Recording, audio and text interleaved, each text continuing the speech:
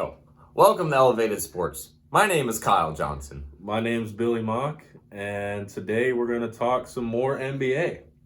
Some surprises in the Eastern Conference. We've had a few.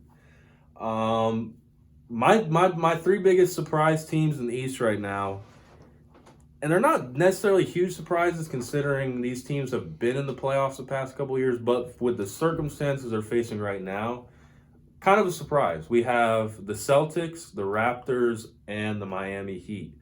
We know the Raptors won the NBA championship last year to the beloved Golden State Warriors.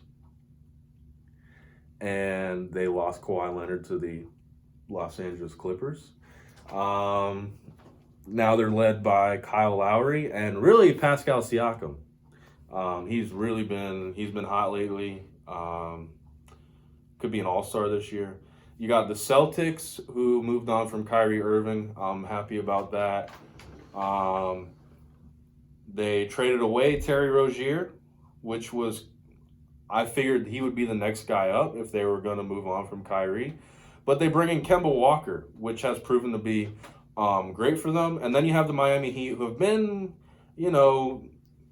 kind of on the outside looking in the past couple of years. Just added Jimmy Butler this past year, and they're making some noise in the East.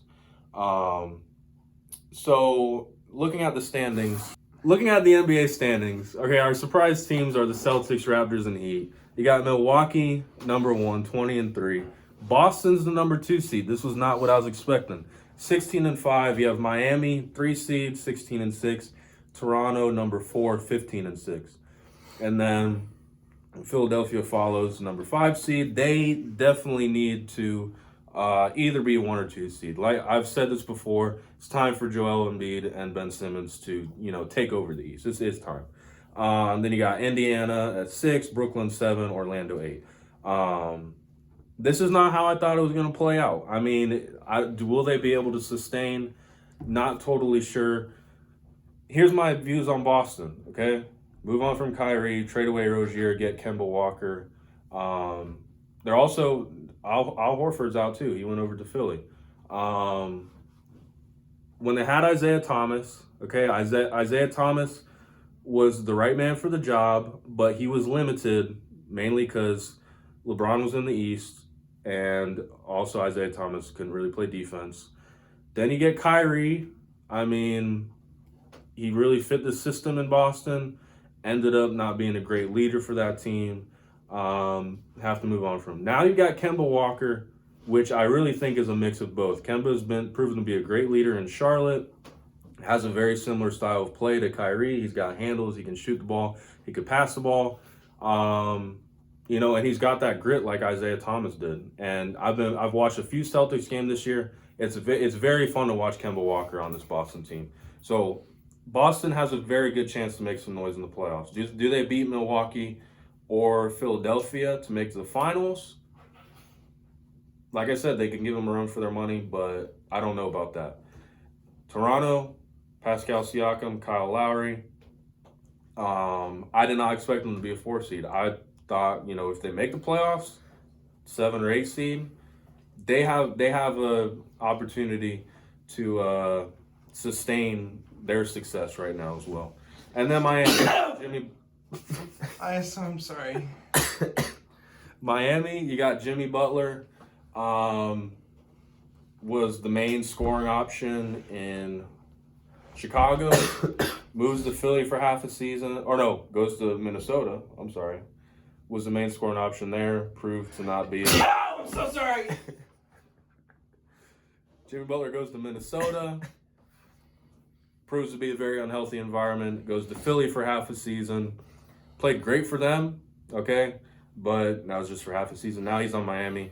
Now I think Jimmy Butler really, I feel like he has stepped into his peak, really has had, he's on the right team where he can flourish, really become the player he's been trying to become these past couple years, and I think he's a great leader for Miami. I don't think they have enough star power on that team to make conference finals. They could make a conference semifinals, but we'll see. It's still early in the season. It's all about the long game. Okay, who's gonna last the longest for 82 games? I'm also interested to see the Raptors.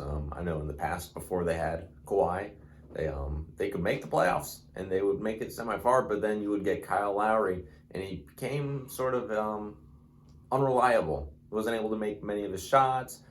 He became non-existent in the playoffs. Yes. But that was pre-Pascal Siakam as well. So I'm interested to see how, without Kawhi Leonard and the emerging presence of Siakam, how the Raptors will fare in the playoffs this year, whether Siakam's ability will be able to bring out the best in Kyle Lowry this time around. Exactly. And I mean, with the Raptors winning the finals, I mean, they're playing with swagger now. And they beat out Philly in a 7-game series. They beat out Milwaukee. Okay, they beat Milwaukee 4 games in a row after going down 2-0, right? They've kept, aside from Kawhi leaving, they kind of have the same core. It's going to be interesting to see what Toronto can do. I do want to throw this out there. I credit Toronto winning the championship to myself. You want to hear why? I made a meme on Twitter.